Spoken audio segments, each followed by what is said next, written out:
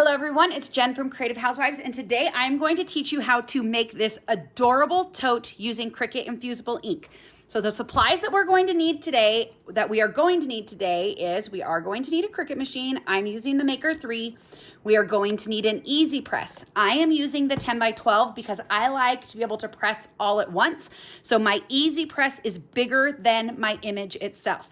So you're gonna need an easy press. You are going to need a tote. I'm using the Cricut tote. This is the smaller size. It is an infusible ink blank. You are going to need a piece of cardstock in a light color. I'm just using a 12 by 12 piece of white cardstock. And I'm using my 12 by 12 easy press mat inside my tote. You are going to need a lint roller. You are going to need a protective paper of some sort. This is the butcher paper that comes with the infusible ink. I am using the following colors. I am using this reddish color here in the Retro Ombre Infusible Ink pack. That's this color. I am using the yellow that is from the Jungle Safari pack. Now I will say, you might notice like a slight difference in these two colors. This is a brand new box, but I had a piece of yellow, so I used that had been out of the packaging. It was still in the box, but it wasn't in the plastic. So, so that might be why we have a slight color difference, but I actually love it. And then we have lilac that we're using. That's the purple here that we're using. And then of course we're using black. You are going to want a Cricut mat. I'm just using a green standard grip mat. And I am using a paper trimmer just to trim everything up to the size that I need it. So let's jump into Design Space and we'll get making this project. Okay, so here we are on the canvas in Design Space. This is the image that I am going to be cutting out today. All of these images can be found in Design Space. That's one of the reasons I chose to make this project. So the It's Just a Bunch of is just a font in Design Space. That's this, I think it's Aphasisa Bt. And then I just use the curve tool. You can see up here, this little curve tool. I use that to curve it a little bit. So that's what that font is. The two brooms and the vacuum are also just images in Design Space. I will share this cut file with you. So these are images in Design Space that are included if you have a Cricut Access subscription. These Hocus Pocus Words and the hair for the three witches are all in Design Space, but they are licensed content. So if you want to make this, you will have to pay for those. And it's like $1.99 an image. I'm not actually sure. Let's see if we can see if there is a whole like a kit that you can buy. So you can see there's a bunch of different ones in here, but I'm using the actual Disney. So I'm using these ones here. So you can see that it says $1.99. I was going to see, so view image sets. So it does not come in a set. So you do have to purchase those individually. It's not like a file set where you can get all of them for less. So it's this image here. Again, I'll link to all of these. This image here and this one here, and then just the Hocus. So this is all the ones that are like the licensed ones that say $1.99 on them. The Stop I Smell Children, and then just the Hocus Pocus image that I actually used for the words. So let's go back to our canvas. So I just wanted to let you know that those are going to charge you. They're not, because Disney holds the license. Cricut cannot include those with Cricut Access. So I'm going to cut these out, and we're going to cut these out of infusible ink. I was hoping to find a true orange. I could not, none of my stores had orange and infusible ink. So I have one that has a little bit of kind of a pattern to it. But I think it's going to work. So we're going to try that. I have a yellow, I have a purple, and then I have black. So we're going to go ahead and we're going to try those. So we'll just click make it. It'll bring us over here to the canvas, and I'm actually going to have to go back because I have not attached those yet. Something always to remember, and I feel like it does a pretty good job at reminding you when you get them here and everything is sorted onto separate mats. So we're going to go ahead and we're going to say back. We're going to say cancel. And then I'm going to select all of my pieces that are the same color. So everything that is black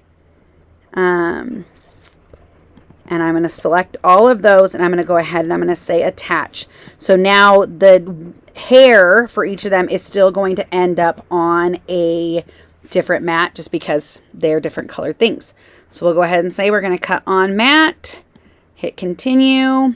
And then because I am cutting infusible ink, we want to go ahead and mirror each of these different mats so that we don't forget to do that. I like doing it here on this page. And then we can go ahead and proceed to check out. You can see the total is $7.96. That's for 4 different images at $1.99 each. And then when I actually do check out, I will get my Cricut Access discount on that.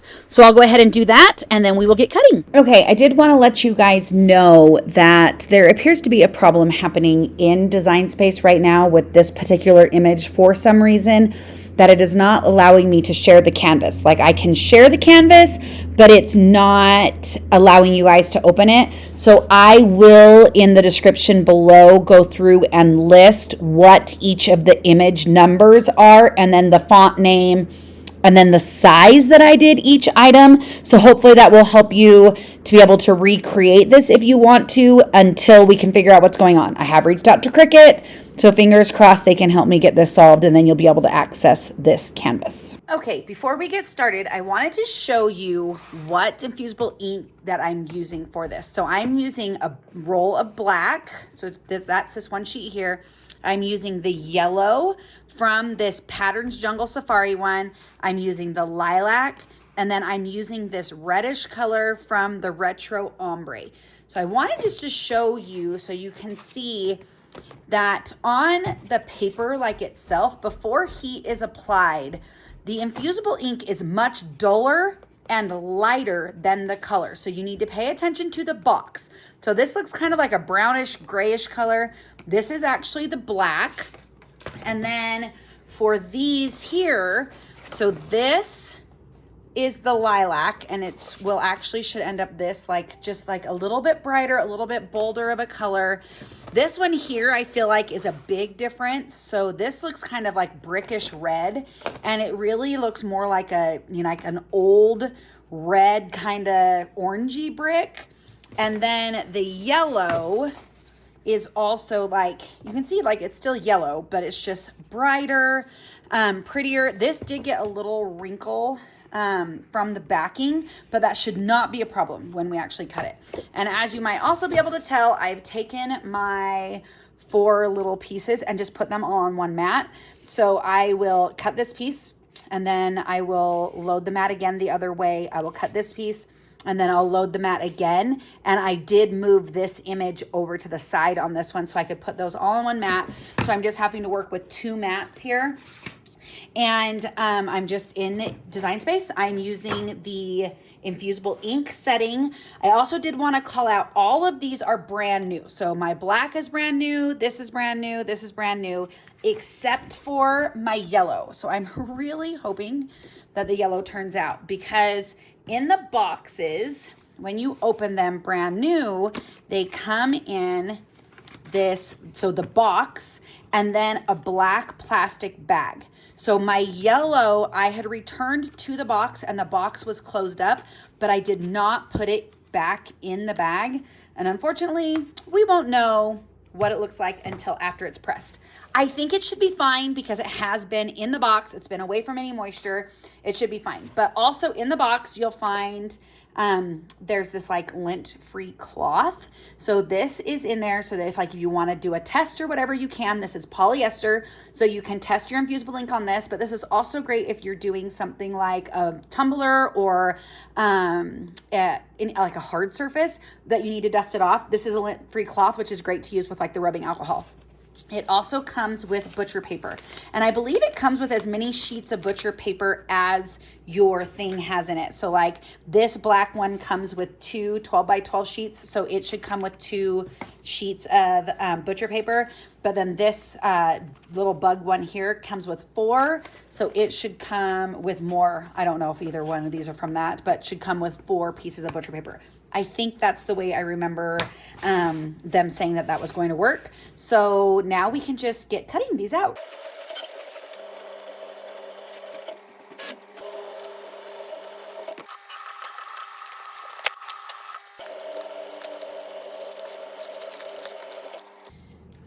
Okay, now that we have all of those cut, we can go ahead and remove them from the mat.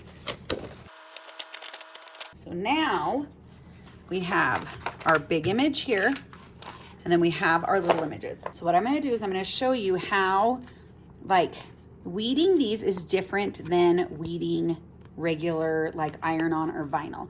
So for the most part, it is not recommended that you use like any type of weeding tool, because you can scratch the ink and then run it onto your carrier sheet. So I like to avoid those, but you also want to make sure that you are keeping your hands dry and trying to not touch where your actual like image is. So you can see that I'm like trying to hold on to the outside. And if you look, you can see that it is very similar to like a cardstock almost in like thickness and the way it is just like weeding apart. So you don't typically need any tools. So we have hair number 1.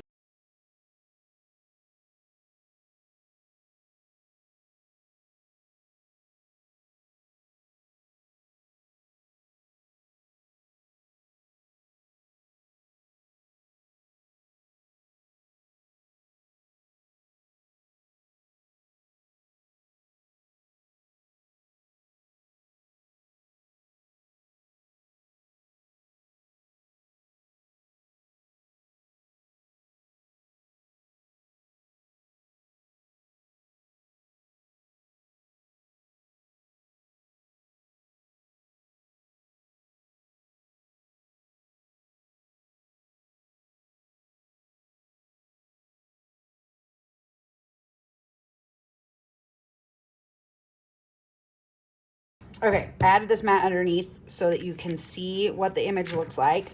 So this is our image all weeded. You can see I got everything out of here. I don't know what is going on right here. It's like the ink separated from the backer a little bit. So I'm just have to make sure that that's laying flat when I press it down onto the tote bag that I'm going to be putting this on.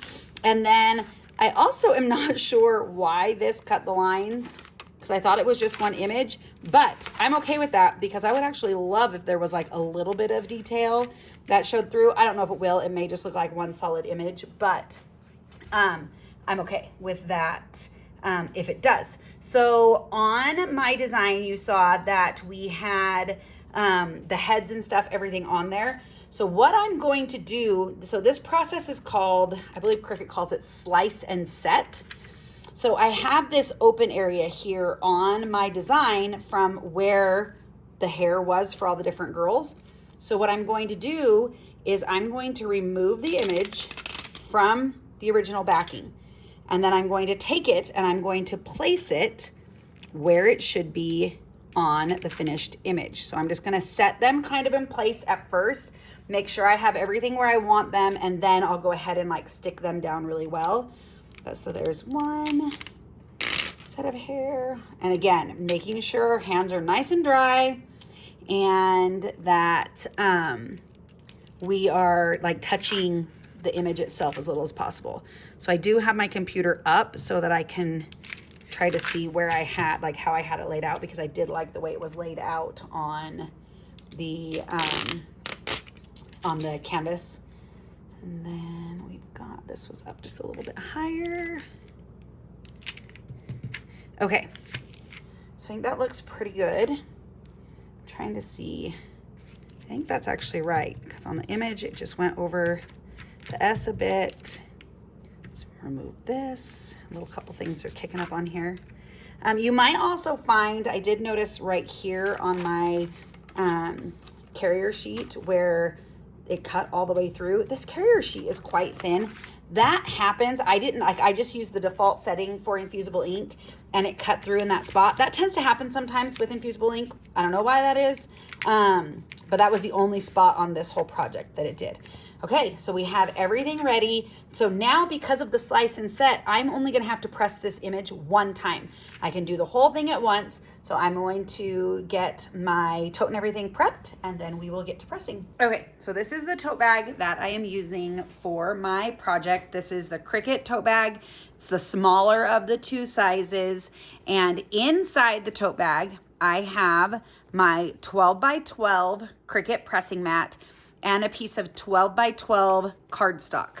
So those two things are there to protect my surface, but also having the pressing mat inside picks the front of it up above where these side seams are. So when I press, those side seams won't keep any of the press up off of the image. And then also the paper's job is to protect my the back of my project and my easy press mat, everything from any ink bleeding through.